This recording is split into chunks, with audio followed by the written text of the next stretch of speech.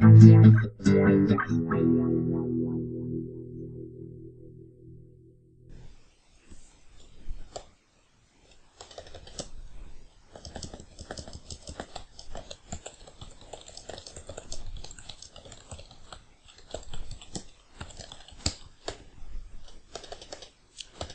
everybody, welcome to another Git tutorial video. This one's called Introduction to Git Merge Conflicts. My name's Dan, the Git School Dude, and let's go ahead and get started here. So I'm gonna go over the basics here real quick before we even get into the Git side of things. Just to make sure you're aware of what a merge is, very basic stuff, and what might cause a merge conflict. In my dev directory here, I've created two files, file 1 and file 2, and they're slightly different, and I'm going to open them in a diff tool to show you. And the idea here is that we're going to pretend that these are two files that had a common base, and two developers both changed them, so their content is different. So I open them in a diff tool here, and we'll see the difference. So on the left is file 1 CPP, on the right is file 2, and you can see that, and I want to be clear here, I don't want you to think about this as if file 2 is an older version than file 1. These are two files that had a common base, and maybe the common base was just an empty int main and there was nothing in it. So what I want to point out here is that there are two types of mergeable content in these two different files. And so what we see is, just in human words, it looks like in file 1 they added box 2, they added box G, and then associated prints for 2 and for G. And in file 2 there is no box 2, but they added box F and then a print for the box F object over here. So you don't need to know anything about what this code's actually doing. I'm just showing you this example shows two fundamental types of merges: the content that can be merged automatically and the content that cannot. And so if it's not immediately apparent which content here can merge automatically, then you may not be that familiar with Git merge, and that's why I wanted to go over this. So box 2 here is an example of content that will merge automatically, and box G and box F on the right side is content that cannot be merged automatically. And that really the reason for that is because two developers changed the same area of a file near the same line. And that's really the only thing that can cause a merge conflict in source code files like this. So I just want to point that out, because this is the fundamental concept of what is going to cause a merge conflict when Git goes to merge these files automatically. So enough about that. For this video, I'm going to use this hello repo that doesn't really have much going on in it, and it's got some files that look similar to those other files because I copied them out from there. But just to give you some background, let's see. Git status is showing we're on branch master. We are tracking a remote called updog's master branch, and they have diverged. So what we're going to do here is we're going to merge, and we're going to create merge conflicts on purpose, because I want to show you how to resolve them and why they occur. So we are currently on the master branch. We're going to initiate a merge with updog master. And just to be clear, this is a concept that confuses people that are new to Git quite often. When you type git merge and you give it an argument for a branch or a ref, in this case updog master, this command is going to merge the content in updog master into your current branch. So I want to be clear about the direction of the merge, because this is really confusing when you're new to Git. Is that we are on the master branch. Git status shows that. So when we type this command git merge and we tell it to merge with this ref or this branch, we are going to take the content in this branch and we're going to merge it into our branch called master. So there's a clear distinction there between, when I first started using Git, it wasn't clear to me what was happening, because you may be tempted to think about it such that, when I merge two branches, what I get is one branch as the result. And that's not really true. We're explicitly taking the work here and we're merging it into our local branch, which means that after the merge we can check out to this state and it'll be exactly what it was before this merge. So I just want to be clear about that because that's a little bit confusing at first. So let's go ahead and do the merge and we'll see what we get. Okay. So as it turns out, and I actually didn't prepare this is a leftover from another video, that this merge creates conflict, which is perfect because that's what I want to talk about. So it tells you right here, it's auto merging this hello CPP, and in that process, it hit a conflict. And resize my window there. Don't want it to get too small. So it hit this conflict, and so it says merge conflict in hello CPP, automatic merge failed, fix conflicts, and then commit the results. So this is just Git telling you, hey, I can't automatically merge. I need a human to resolve a conflict that a computer can't. And so if we do Git status, we'll get some more information. We'll notice that it tells us right away we have unmerged paths, and it's telling us how to continue. Basically, we have to manually fix the conflict and then commit the result. And then that'll create a merge commit and we'll be done with the merge. So in this case we only have one unmerged file, and you could have a whole bunch of them. And in that case, if you have files that came in that had a merge in them but no conflict, you would see those actually up here in green, kind of like when you do a git status and you see what's in the index. So if you see that, don't be confused by it. In this case we only have one file that needs merging. So if we look at this file, you'll notice that right away as part of this merge, Git touched this file. So you may be wondering, oh, which file is it? Well, it's actually a conglomeration of both files. So if we look at it, you'll notice that it has this nasty diff notation. If you're familiar with diffing, this is basically telling you here that the head commit, our commit in our local branch that we're trying to merge into, has this content around this part in the file, and the content we're trying to merge with has this content in its place. Updog master says, oh, this should be this content, and our branch says this should be this content, and since they're so close in the file, Git says I can't automatically merge it. And so the same thing goes for these sections right here.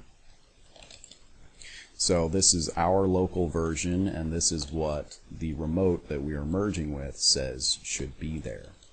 So Git doesn't know how to do this automatically, and one way to resolve the conflict is to go in here and just edit this file and save it.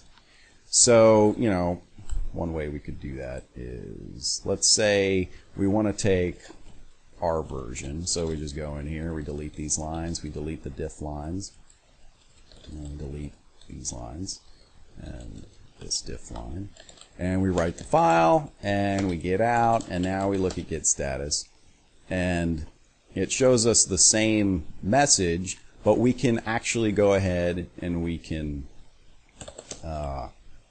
git add the file now that we've resolved the conflict, git status, and it says that our conflicts have been fixed. The git add mechanism basically show that we no longer have unmerged paths, and all we need to do is git commit to conclude the merge. So let's go ahead and do that. When you have a merge commit with conflicts, it automatically fills it out for you. All you got to do is write the file, exit, and git status will show that we are now on the master branch, and we no longer have merge conflicts. We happen to be ahead of our remote. That's inconsequential to this video, so don't worry about that. So what I want to show you here is there's a merge tool that makes a lot of this much easier. And so the first thing that I got to do to show you that is undo our merge. And this is a pretty common question that people have is, well, how do you undo a merge? And the answer is, so if I do a git log here, I'll just show you real quick. This is the merge commit that we made. So what we want is to go back to a state before the merge commit if you want to, quote unquote, undo the merge from your current branch. And that's as simple as doing a git reset and then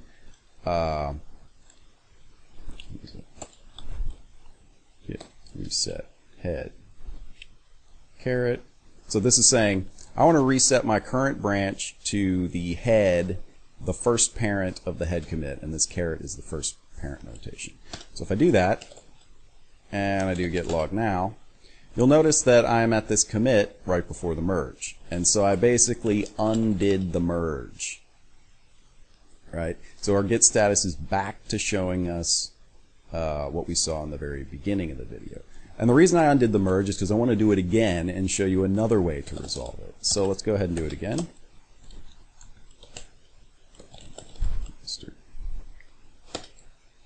Okay, we get the exact same merge conflict. So what I want to show you here is, much like the diff tool mechanism that Git has, there is a merge tool mechanism. And the way you define your merge tool is in your git config, typically in your home directory in a hidden file called git config. You can also do it in the project itself in .git/config. So that's the other one. The global settings are for this file in your home directory. So that's where I like to do it, because your tool is usually just a personal preference, not specific to the project. So if we open this up, we'll notice that I already have a diff tool, but I don't have a merge tool entry. So I'm going to go ahead and add that just so that it doesn't yell at me when I use the merge tool. And it's basically the same thing. I like Vim diff, so I'm going to use it, but there's a million diff tools out there. Pick the one you want, and it'll work with Git. Okay, so Git status is showing that we have unmerged paths, and instead of opening the file directly and resolving the conflicts manually, we can type git merge tool. And it tells you a normal merge conflict for this source file, and hit return to start merging. So I hit return, it brings up my merge tool, and this is pretty cool because it gives you context in a visual way that's useful. So, and what we see here is in the top left we have our version of the file showing local, okay? Then on the far right we have the remote version of the file, the file that we're merging with, the file that we're merging into our branches up here. In the center we have a common base. So this is showing us what the file looked like before we made our changes over here and before the remote made its changes over there. So it's basically giving you context on the changes, which is pretty useful when these things get complicated. And at the bottom is our local file, the one that we edited in the last way that we resolved the conflict manually, and you'll notice that it's the same file and it has these markers in it. So it's kind of a little bit confusing because you might expect to see one version or the other down here, but you don't. You have the markers. So you just got to be aware of that when you want to go ahead and resolve the conflict. But so this merge tool basically gives you more context and the ability to, you know, if I want to go over here and copy some stuff and move it to the other version or do something like that, you have the ability to do that all in one window. So let's go ahead and we'll resolve it the same way. We'll just say that our version is the version we want, so we'll delete the updog master content like we did before. And we'll save the file and close out. And if we have git status, we're gonna this is interesting. So what happened here is that it says all conflicts were fixed, but you're still merging. So basically when we wrote the file with the merge tool, it assumed that by us writing the file we resolved the conflict. And this untracked file is just because it's dumping some temporary data about what the file used to look like. So we can kind of ignore that. So all we got to do is git commit, and we'll conclude the merge just like we did before, write the file, and we're done. So I'm just going to go ahead and rm this untracked file. We don't need that anymore. I don't like to see it there. So what I want to do here real quick is show you visually. I've done this in a different video. Git K is a way to visualize how these branches are merged together. Okay, so I had some technical difficulties associated with a strange display error, some Linux crap, but anyway, I was able to bring this up. So what I wanted to show you here is the visual representation of the merge itself. So as I said before, we did a merge just now, and we merged updog master into our master branch. And so after the merge, what happened, well, I wanted to show you this before too, but basically you see this blue line here? This blue line is the merge, and it's showing that our master has the content from updog master merged into its branch. So I just wanted to point that out, that if you want to visualize some of these merges, because you can merge all kinds of branches, like dozens of them, and depending on how big your project is, this can look pretty complicated. But if you want to see it visually, this is a good way to do it. So let's go ahead and kill that, kill this.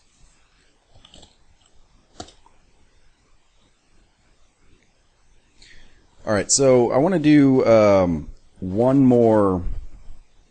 I want to undo the merge one more time, just like we did before, to show you another method of resolving merge conflicts. So, as you'll recall, the way we do that, I do git log. I see, oh, the merge is at the top, so git reset first parent of head. Oops, wrong. We'll undo the merge. Git status will show what it showed before. And now let's do another git merge. Oops. Don't specify what to merge with. Okay. So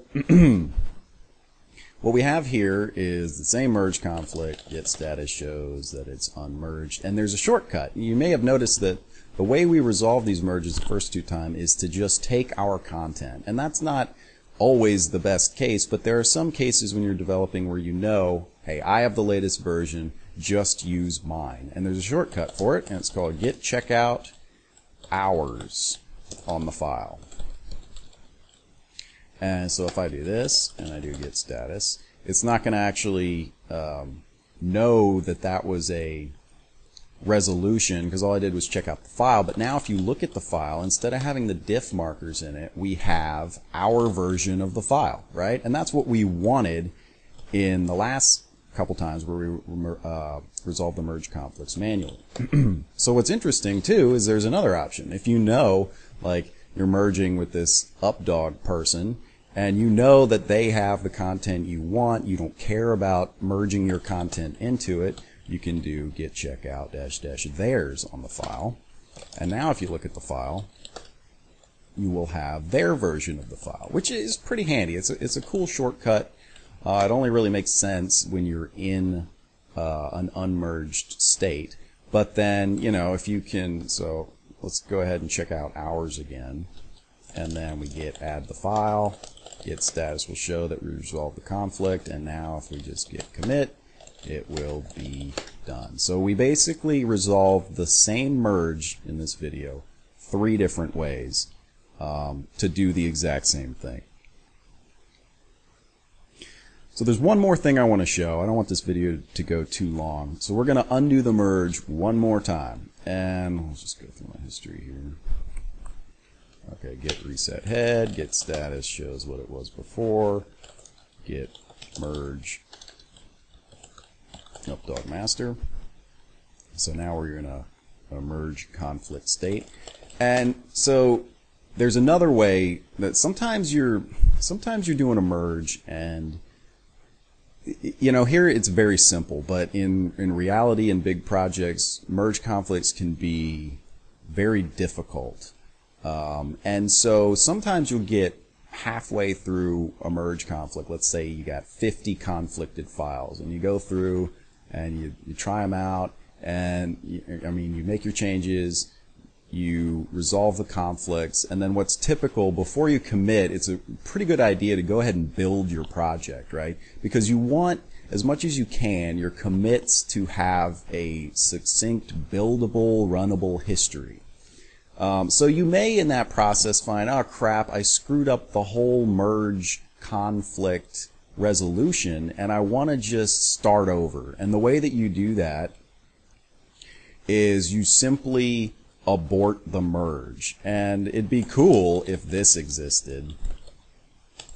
In fact, it might. I could check the man page. But the main way you do this is to just reset to your head. And it's very similar to the command we used to undo the merge. If you recall, we did this because the merge conflict resolution created a commit, so we wanted the first parent of head. But in this case, we want the head commit, right? So if I look at git log, we just want to reset back to this state at the top.